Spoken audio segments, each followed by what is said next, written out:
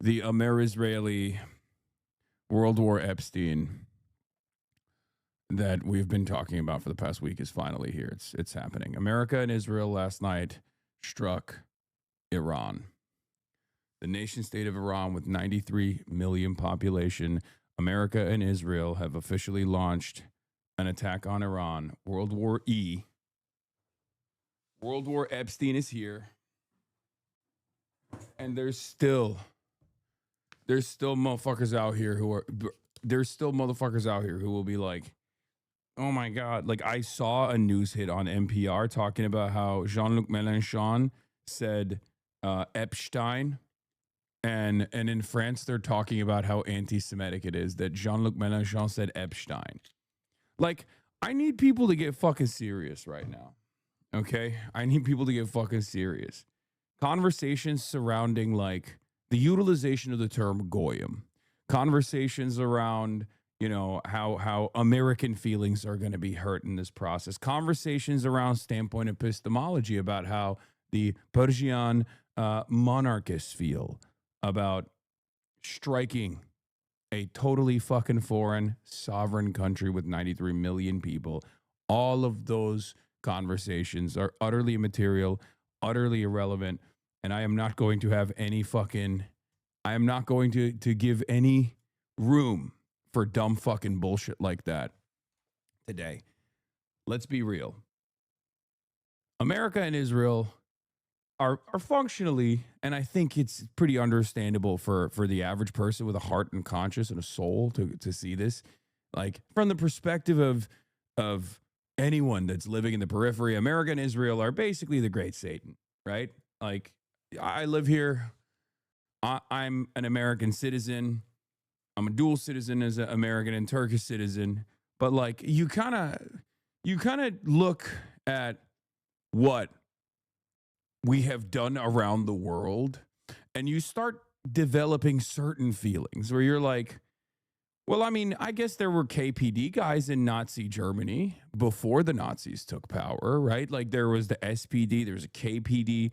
There were people who were anti-fascist, they were infighting. We must learn from those lessons. My point is, just because you're an American doesn't mean that you can't comprehend that we are the great white devil. Like, there were plenty of historical figures of note, of notoriety, of worth that lived in these countries that we now know are historically evil countries, like Nazi Germany, once again, where people did actually resist. People did actually recognize the real danger that fascism presented, and people tried to fight back to the best of their ability, and try to thwart the development of fascism in these countries. I'm just saying, I'm thinking about different historical periods. Now, of course, the fucking Reich never had nuclear arms. They never had burgers either. So we are in a different predicament, right? We're in the Burger Reich predicament, nuclear armed Burger Reich situation. 800 military bases around the world. No real international competitors when it comes to warfare. And we're this towering, domineering force all around the globe. We just destroy whoever we see fit, and all of our enemies. We will kill all of their children, and we'll sit there and we'll sell you, we'll package you this idea as though it's for some kind of emancipatory purpose. And that's precisely what America is doing. And they're not even doing it that good in comparison to previous attempts of imperialism. Not to say that this is, somehow making things better. Obviously, I would never say that. But like, in comparison to the Trump administration, when compared to the Bush administration, as far as like a sophisticated messaging apparatus that justified why we had to go to Iraq and bomb Iraq and invade Iraq and take all the juicy, delicious oil from the ground in Iraq. The Bush administration makes the Trump administration look like fucking savages. the George W. Bush administration and the neocons of the past make this current administration look like barbaric apes. Like they were monsters, but they at least had a sophisticated tool and a propaganda apparatus that tried to package this war, package this illegal and unjust war that displaced tens of millions of people, a 20 plus year occupation, specifically at the behest of empire, at the behest of capital. And now the Trump administration doesn't even see a purpose in doing that. Why is this important? It's important because I hate to report this to you, chatter, but you and I, we're fucking cattle. We're cattle. That's it. They don't see the need to ask us for our consent on this. At least in the past, they would make it feel like we were involved in some way. They would try to coerce us into getting involved. They would try to manufacture consent. But the reality of the matter is we are cattle and our consent is not necessary because our tools of fighting back against the masters have been destroyed. They have been completely destroyed. Do you understand? What I'm talking about is labor unions, labor militancy, an understanding of class, an understanding that wars at the behest of empire, wars at the behest of capital are not actually conducted for the working class's needs, but instead are conducted by the working class, because it'll be the working class that goes out and fucking dies in those boats. It'll be the working class that gets blown up in the periphery. There's no understanding of that anymore in America. There's no understanding of that anymore in the Western world. Mark Carney, I spit on you. You fucking son of a bitch. You came out in Davos. You said middle powers need to rise up and dignify themselves and develop sovereignty for themselves. We will no longer be bullied. Why? Because Donald Trump said he was going to treat white European countries like he treats nations in the periphery. For once, you saw middle powers speak out, or at least Mark Carney spoke out. Mark Carney's speaking today as well. He spoke out today. He said, Israel has a right to defend itself. So do I think this is overall a bad thing? Do I think that the Western world and the international consortium of collaborative finance capital dominating every aspect of our lives and constantly waging war, constantly fucking killing people, constantly throwing orphans under the orphan crushing machine, all at the behest of the almighty dollar, so that a hand-selected tiny sliver of the population makes unlimited super profits? Do I think that that's an overall bad thing? Yes, I do. I do think that's an overall bad thing. I do. I think it's a disaster. It is unacceptable. It's a disaster of epic proportions.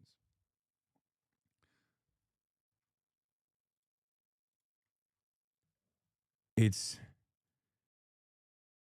unlimited super violence.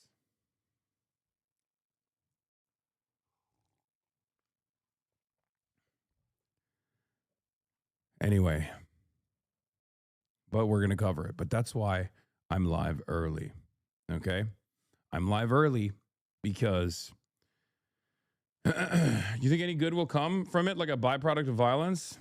And maybe one day, if the American empire falls as a consequence of the war of attrition, as a consequence of spreading itself too thin all around the globe, as it tries to maintain dominance, as it tries to hold on to its hegemony, one day the American empire will crumble. It will be very painful for everyone living in the imperial core. It will be very painful it will be even more painful for those who actually have to exist outside of the imperial core, but eventually change will come. One can hope. It's just the reality. I hope you're ready for an ungodly amount of freaks in the chat. I'm ready for it. I'm ready for it. Are they doing boots on the ground? I'm not super tapped in. No, they're not going to. I mean, not for the time being. It's entirely dependent on how much of a resistance the Iranian government can put up. How much of a resistance the Iranian government can put up. How much Iran can punish Israel. How much Iran can punish American airstrike, American carriers in the region. I'm going to get into all of that right now. But let's get started. U.S. and Israel launch an attack on Iran. Rocked multiple cities across Iran, including its capital, Tehran. Videos from Tehran show smoke. You see it here billowing over the city. And now we're getting reports of explosions in Gulf Arab countries hosting U.S. military bases.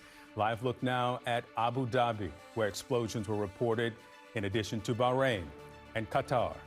A video now of an explosion in Bahrain. Officials say a missile hit the service center of the U.S. Navy's Fifth Fleet in the country.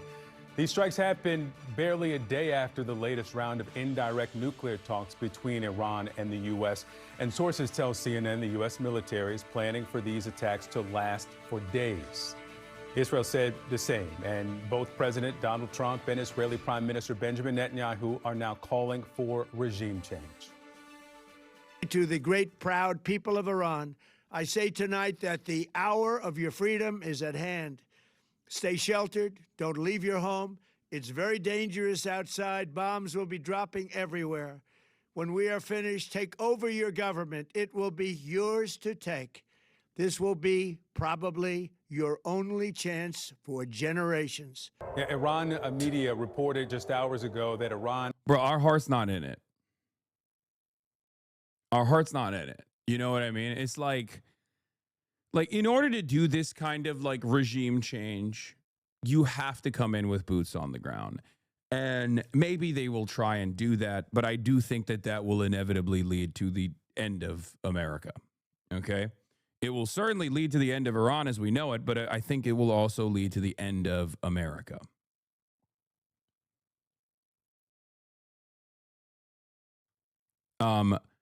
What's remarkable about that is the admission that American sons and daughters will die, right? Because, I mean, we're slaves. We're all slaves. We're wage slaves of a different sort. We're all slaves to empire at the end of the day. Especially some of the poorest who thought that they could get a fucking comms degree, you know what I mean, for free. An amenity pretty much offered by every other competent social democracy, the opportunity for upward social mobility that's given to every single citizen unconditionally. In the United States of America, you have to become a slave to the Pentagon.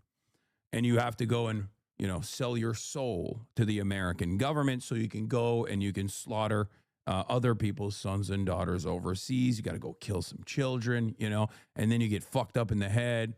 Hopefully you don't get your dick shot off while protecting a poppy field, right, for JSOC so they can actually keep doing clandestine operations and drug trafficking, stuff like that, right? So you come back to the United States of America with crippling PTSD, and then you get a fucking comms degree so you can have your job, if you're lucky enough to get one, by the way, then you can have your job be stolen by artificial intelligence. So some fucking faceless, lifeless, dickhead billionaire can turn can turn on the GDP machine and make a little bit more money year over year. And it's fucking awesome. And then you sit around angry and you think to yourself, well, I have an unlimited arsenal of weapons. Will I actually organize? Will I actually topple the system? No, I'm just going to either kill myself and my family, or I'm just going to take the arsenal of weapons that I have and shoot up the nearest fucking kindergarten. That's just the average American existence. And then we sit around and think, oh, well, as long as this domineering force that is like broadly defined as American empire is killing other school children overseas, I feel a little powerful, right? People sit there, eat their potato chips at home in their crusty boxers and watch their favorite fucking incel decrepit Twitch streamers and think, no, this force projection is good. It makes me feel fucking good. Well, your life sucks. Your life sucks. You have no freedom. You're fucking cattle. You are literally a goddamn slave. Some of you are slaves without actually even working, but that's just the reality, right? I myself am a part of this process as well.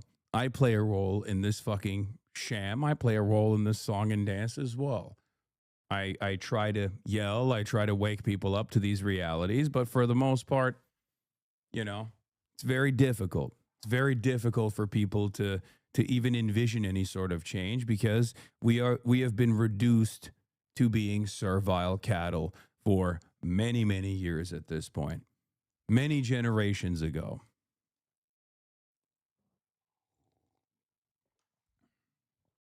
I'll just hit this early. May Allah awaken the people and help them to see the evil doings of Israel and the United States. Oh, inshallah, one day. In any case, here, you want to see who you're doing this for. Remember why this is happening. When gas prices shoot up because the Strait of Hormuz is now officially mined and dammed and closed, and that's like 10% of fucking all global oil commerce that won't happen any longer. And all of a sudden you're at the fucking pump and you're like, why is gas $15 a gallon? How did this happen? Remember who you're fighting for.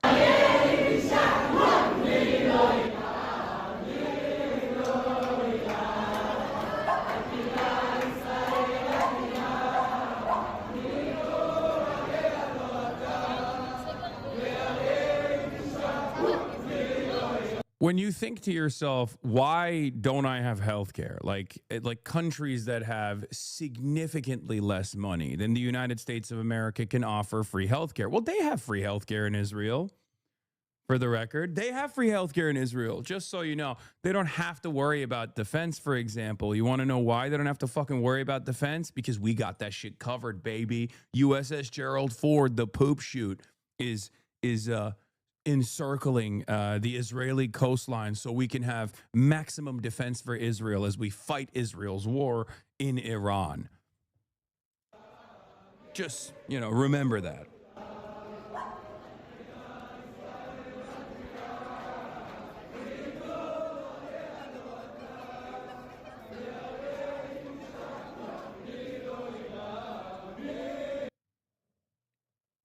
Anyway.